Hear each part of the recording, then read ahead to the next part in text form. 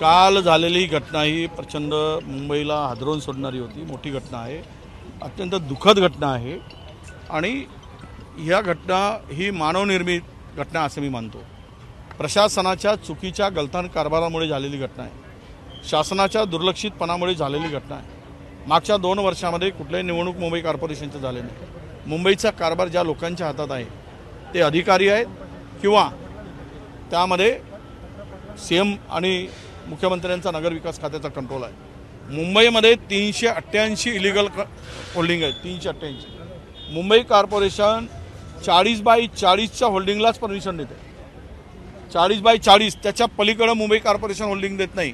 मग त्यावरच्या ज्या काही होल्डिंग उभ्या झाल्या आहेत त्या इलिगल आहेत। तिकडे मुंबईमध्ये पालकमंत्री बसून असतात, मुंबईच्या BMC मध्ये अधिकार नसताना कामं वाटप करायसाठी बसतात, निधी वाटप करायसाठी बसतात। मी आरोप करत नाही, घटना दुःखद आहे। त्यावेळेस त्यांचा लक्ष तिकडे असतो मुंबईच्या पालकमंत्र्यांचा, आणि हे अशा घटना ज्यावेळेस इलिगल आहे त्यावेळेस कारवाईसाठी सुद्धा पालकमंत्र्यांची पण जबाबदारी आहे। त्यांनी पण तिकडे लक्ष घालायला पाहिजे होता। आणि पोलीस आमच्या याला महासंचालकांना आमच्या रश्मी शुक्ला मॅडमना यापूर्वी 3-4 पत्र दिले आहेत। त्यांच्याकडून रेल्वे पोलीस त्यांच्या अंडरमध्ये येते, त्यांनी सुद्धा तिकडे लक्ष घालून कारवाई करायची आवश्यकता होती। आमची एवढी मागणी आहे, ही झालेली घटना फार दुर्दैवी घटना आहे, दुःखी घटना आहे। याची निपक्ष चौकशी झाली पाहिजे आणि यावर कारवाई झाली पाहिजे, कोणी सुटता कामा नये। आम्ही पण असेंब्लीमध्ये हा विषय लावून धरू आणि सगळ्या इलिगल ज्या होल्डिंग आहेत त्या इलिगल होल्डिंग काढून टाकण्याची त्वरित कारवाई BMCने केली पाहिजे। काल जी दुर्घटना झाली त्यानंतर या ठिकाणी पोहोचण्यास वेळ गेला, कारण सगळीकडे ट्रॅफिक जाम झालं होतं। नाही, झालं काय की VIP डिझास्टर ॲक्टमध्ये क्लिअर कट म्हटलं आहे, एखादी अशी मोठी दुर्घटना होते त्यावेळेस VIP मुवमेंट होऊ नये, VIPला परमिशन देऊ नये, तो कोणीही मोठा असू देत। इकडे घटना झाली आणि मुख्यमंत्र्यांना तिकडे सभेला पियुष गोयलच्या जायचं होतं, सभा करून यायला पाहिजे, पण पहिले इकडे आलेत घटना झाल्याबरोबर। त्यामुळे 1.5 तास तिथला ऑपरेशन लेट झाला। 1.5 तास कुठलेही क्विक रिस्पॉन्स व्हेकल इकडे पोहोचायला पाहिजे, हे पोखल्यान पोहोचायला पाहिजे, JCB पोहोचायला पाहिजे, या कुठल्याही ऑपरेशनच्या व्हेकल पोहोचण्यामध्ये विलंब झाला आणि त्या 1.5 तासामध्ये किमान 5 ते 6 लोकांचा जीव गेला। VIP मुवमेंटमुळे गेला, नाहीतर वाचवू शकलो असतो आम्ही त्यांना, लगेच ऑपरेशन सुरू झालं असतं। हे काय सांगतात? खरं तर हे यामध्ये VIP मुवमेंटमुळे अनेक लोकांचा त्याचा आहेच तो विषय, परंतु हे जेवढं 160/160 फूट एवढं मोठं जर हे उभं केलं जातं तर BMCचा संपूर्ण ऑथॉरिटी कोण आहे, लायसन्सी कोण आहे? BMC आहे। त्यांनी का लक्ष घातलं नाही? पोलिसांनी का लक्ष घातलं नाही? जर त्यांच्याकडे कंप्लेंट गेल्या होत्या तो किरीट सोमे यांनी पण कंप्लेंट केली होती शुक्ला मॅडमकडे, त्यांनी का लक्ष घातलं नाही? का चौकशी केली नाही?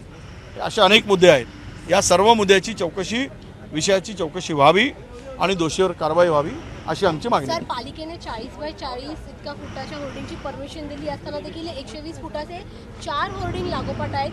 इतकी वर्ष इथे होर्डिंग आहेत, मात्र कोणाचंही लक्ष जाऊ नये या होर्डिंगकडे।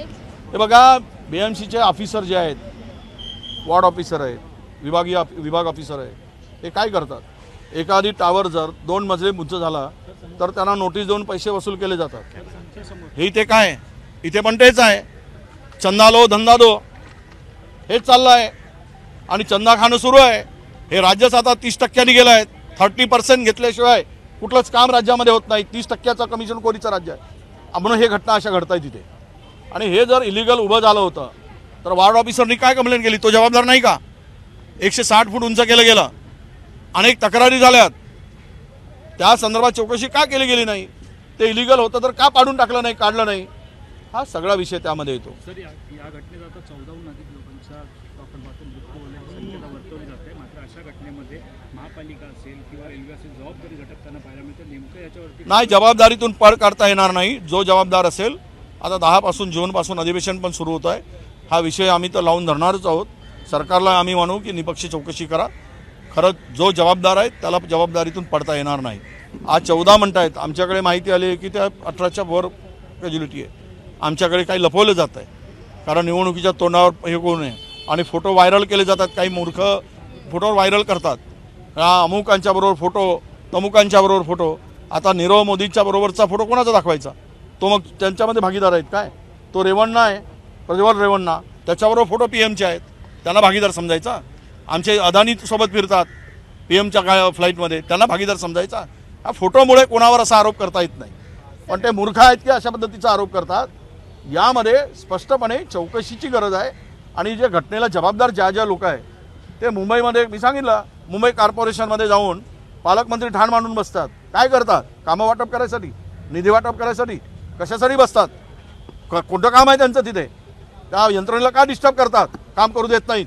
मग काम करू देत नाही तर स्वतःची काय जबाबदारी आहे? हे लोक, अशा तिसरी घटना आज मुंबईत आहे. हे 1 महिन्याच्या आतमध्ये स्ट्रक्चरल ऑडिट व्हावं.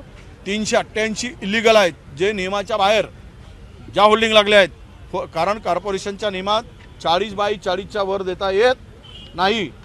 ते सगळे काढावेत आणि कारवाई करावी. सर, तो पुढचा प्रश्न आहे, राजकारण केलं जातंय का? कारण का फोटो लगेचच नाही, राजकारण करणारे स्वतःचं पाप दुसऱ्यावर लपवत आहेत. माझ्याकडे रेकॉर्ड आहे निधी चौधरींचा. गाडीतून पेपर आण, मी तुम्हाला दाखवतो.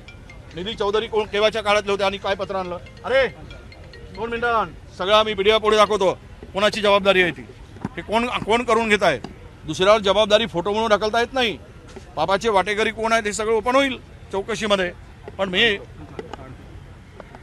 1 मिनिटामध्ये मी तुम्हाला सांगतो सगळे काय पत्रव्यवहार झालेला आहे. सर, तोपर्यंत एक प्रश्न असा आहे की मुख्यमंत्री एकनाथ शिंदे असं म्हणाले की लोकसभेच्या निवडणुकीनंतर कर्नाटकातली सरकार जे आहे काँग्रेसचं ते पडणार आहे. ऑपरेशन नाथ हे कर्नाटकात राबवलं जातं असं मुख्यमंत्री स्वतः म्हणतात. असं आहे, ज्याला पक्ष फोडण्याचा अनुभव आहे, ज्याला घर फोडण्याचा अनुभव आहे, ज्याला खोके देऊन माणसं फोडण्याचा अनुभव आहे, त्यांच्या मुखातून असे शब्द येणार. चांगले शब्द कुठून येणार? राजकारणामध्ये खरं म्हणजे इतकी दुःखद घटना आहे. पण तुम्ही प्रश्न विचारलात म्हणून सांगतो. त्या अनुभवाचा फायदा घेऊ पाहत असतील तर महाराष्ट्रातल्या मातीमध्ये तो अनुभव काढला जाणार आहे 3-4 जून नंतर. आणि मग सगळं सपाट होईल, बोलायला पण जागा राहणार नाही. हे दिवस येतील. विषय असा आहे, हे बघा, हे पत्र आहे आपल्याला, हे 181/2022चं. यामध्ये मुंबई कॉर्पोरेशन, मुंबई याचं पत्र आहे. यामध्ये सही आहे, आपल्याला बघता येईल. हे कोण आहेत? निधी चौधरी, जिल्हाधिकारी. यांनी काय म्हटलं आहे? उपरोक्त वस्तूचे अवलोकन करता मी निधी चौधरी, जिल्हाधिकारी मुंबई उपनगर प्रकरणी खालील आदेश पारित करत आहे. तक्रारकार यांचा अर्ज अमान्य करण्यात येत आहे. याच्या संदर्भातल्या हस्तांतरण करारातील मुद्दा क्रमांक 2 मधील A नुसार state police housing and welfare corporation limited यांना पोलीस विभागाच्या व्यक्तीच्या कल्याणाकरता निवासी व्यतिरिक्त इतर प्रयोजनासाठी वापर अनुदेय आहे. तक्रार कलेक्टर लिहिला आहे. बिनशेती साराची रक्कम 13,68,838 state police housing and welfare corporation limited यांनी शासन जमा करावी. सदरचा निर्णय संबंधितांना कळवण्यात यावा. हे तक्रारीच्या संदर्भात असा आदेश काढतात. कोणी दिला आदेश? निधी चौधरी, त्यावेळच्या कलेक्टरनी दिलेला आदेश आहे. कोणाच्या काळात होत्या? निधी चौधरी. हे सगळे जे तक्रार देणारे जे आहेत, आयुक्त पोलीस महासंचालक मुंबई आणि सुधाकर कुलथे, कांता अपार्टमेंट समोर सहकार मार्केट घाटकोपर, संदीप सुधाकर कुलथे यांच्या तक्रारीवर क्लोज केला आहे. का चौकशी करून कारवाई केली नाही? हे इलिगल होतं, दिसलं नाही, डोळे बंद होते की यांना काय सांगावं आम्ही? तर ह्या सगळ्या जबाबदारी शासनाची जबाबदारी आहे, कॉर्पोरेशनची जबाबदारी. या पत्रावरून स्पष्ट दिसत आहे. हे सगळे पुरावे माझ्यापाशी आहेत त्या संदर्भातले. म्हणून दुसऱ्यावर ढकलू नका तुम्ही. पापाचे हे सगळे निष्पाप लोकांचा जीव गेला आहे. याला जबाबदार शासन, कॉर्पोरेशन, पोलीस, जो कोणी असेल, निपक्ष चौकशी करा आणि त्यांच्यावर कारवाई करा. ABP माझा, उघडा डोळे बघा नीट.